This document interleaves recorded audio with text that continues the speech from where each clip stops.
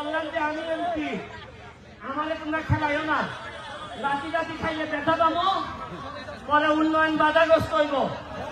এরা আমারে কথা দিল যে ভাই গোল দিয়ে দিব, হাত টান গেল, গোলের কোনো লক্ষণই নাই। এই লাস্টে আমি উঠলাম, আর উঠার পর টিমও ভালো খেলা শুরু করলো। এইটা কি জানেন? এইটারে বলে নেতৃত্বের প্রতি যদি বিশ্বাস থাকে, তাইলে কম যোগ্যতা সম্পন্ন মানুষ নিয়ে বঙ্গবন্ধু সোনার বাংলা বানানো যায়। আমি নাইমুজ্জামান মুক্তা ভাই আর চেয়ারম্যান কই মিলন আছে। আমি আপনাদেরকে কি বলবো, আমি জীবনে আসিলাই পঞ্চগড়, তবে আজকে আসার পর মুক্তা ভাই আর মিলন যে সম্মান আমাদেরকে দেখাইছে, আমি আর জীবনের পঞ্চগড় ছাড়বো না, সারা জীবনে একবার। আর যদি মুক্তা ভাইয়ের আগে আমি মন্ত্রী হই, তাহলে আমি প্রথমবার আইয়া এখানে আপনারা যা চাইবেন তাই দিয়ে দেবো। আর মুক্তা ভাই আছে কথা দিয়ে যান, আমার আগে যদি সে মন্ত্রী হয়, তা আমার এলাকায় কিছু দিবে না। আপনারা কি বলেন? সাক্ষী রেখে গেলাম। এইখানে আছে আমার সিদ্দিক ভাই, সৈয়দপুর, আপনারা যে বিমানবন্দর, এইখানে এমপি। সবচেয়ে ভালো জিনিস কি জানেন?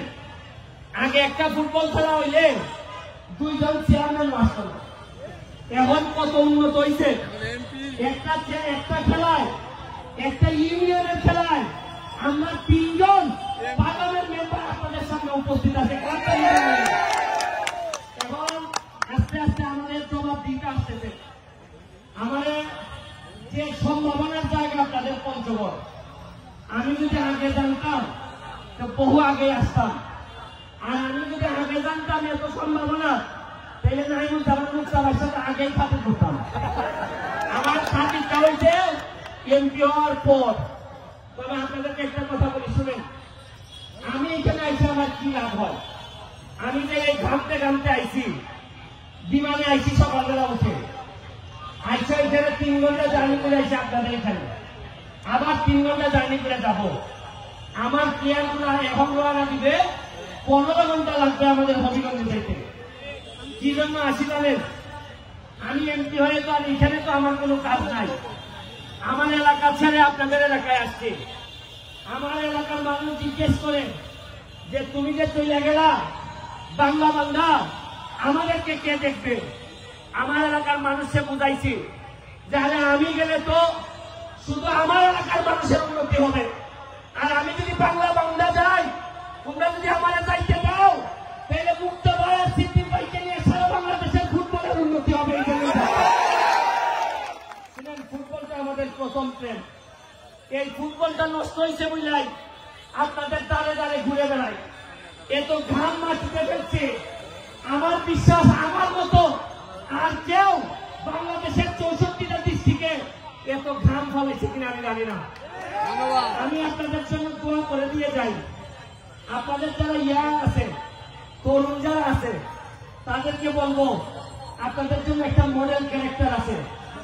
এই মুক্তা ভাই একটা মডেল ক্যারেক্টার, তাহলে ফলো করেন কিভাবে এত দূর থেকে উঠে গিয়ে ঢাকায় একটা অবস্থান তৈরি করছে। আপনারা দেখেন সিদ্দিক ভাইকে আমাদের পার্লামেন্টে 8-10 জন বড় ব্যবসায়ীদের একজন, এবং এত মন ভালো মানুষটা, আমি কি বলবো, এত মন ভালো যে আমার যদি কেউ জিজ্ঞেস করে বই দিয়া দিলে কাদের মতো লুকতে দিতে হয়, আমি বলবো সিদ্দিক ভাইয়ের মতো লুকতে বই দিয়ে দিতে হয়। আমি আপনাদেরকে আমার হবিগঞ্জ, মাধবপুর এবং সোনারঘাট আমার এলাকা, আমি ওই জায়গার এমপি। আমার এখানে 2টা রিভার ফরেস্ট আছে, রেমাকালেঙ্গা, সাতছড়ি। আমার এলাকায় 24টা চা বাগান আছে। আমার এলাকায় প্রায় 100 মতো ইন্ডাস্ট্রি আছে। আমি দাওয়াত দিয়ে যাচ্ছি আপনাদেরকে, আপনারা পঞ্চগড়ের তেতুলিয়া এই উপজেলার যে মানুষই যাবেন, শুধু চেয়ারম্যান যে অত এমপি সাহেবরে খালি বইলে গেলেই হবে। আপনারা যে যাবেন, যে এইখানে যত বিপদ আপদ যা আছে, যদি কিচ্ছু না থাকে আমার নামে খাইয়া পড়ে চলে আসবেন। খালি বলবেন আবার টাকা খুঁজবেন, আমি ব্যারিস্টারের লোক, আপনাদের কাটতে হবে না। আমি 1 বছরের তাই সময় নিয়েছি, 1 বছর পরে দেখবেন আমার এলাকায় আমি কিভাবে সাজাই দিই। আমি মুক্তা ভাইরে অনুরোধ করব, মুক্তা ভাই আপনি আমার এলাকায় আসেন, দেখেন আমি আপনার এলাকা দেখে গেলাম, আপনি আমার এলাকা দেখে যে সব জায়গায় উন্নতি করলে আপনাদের মনে জায়গা নেওয়া যাবে। আমরা যারা এমপি আছি তারা হয়তো আর কিছুদিন পরে এমপি নাও থাকতে পারি, কিন্তু আমাদের কাজ হইল আপনাদের হৃদয়ে বসবাস করা, বাকি জীবন মৃত্যুর আগ পর্যন্ত যাতে সম্মানের সাথে পৃথিবী থেকে বিদায় নিতে পারি, এইটাই আমাদের সকলের ইচ্ছা। আর এখন তরুণরা আছে, আমাদের হাত তুলে একটা কথা দিতে হবে, আমার ঘামের মূল্যের বিনিময়ে কথা দিতে হবে। আপনারা বলেন আপনারা পড়াশোনা করবেন কিনা? পড়াশোনা করার কারণে আজকে আমি ব্যারিস্টার হয়েছি, ব্যারিস্টার হয়ে আজকে আমি এত দূর আসছি।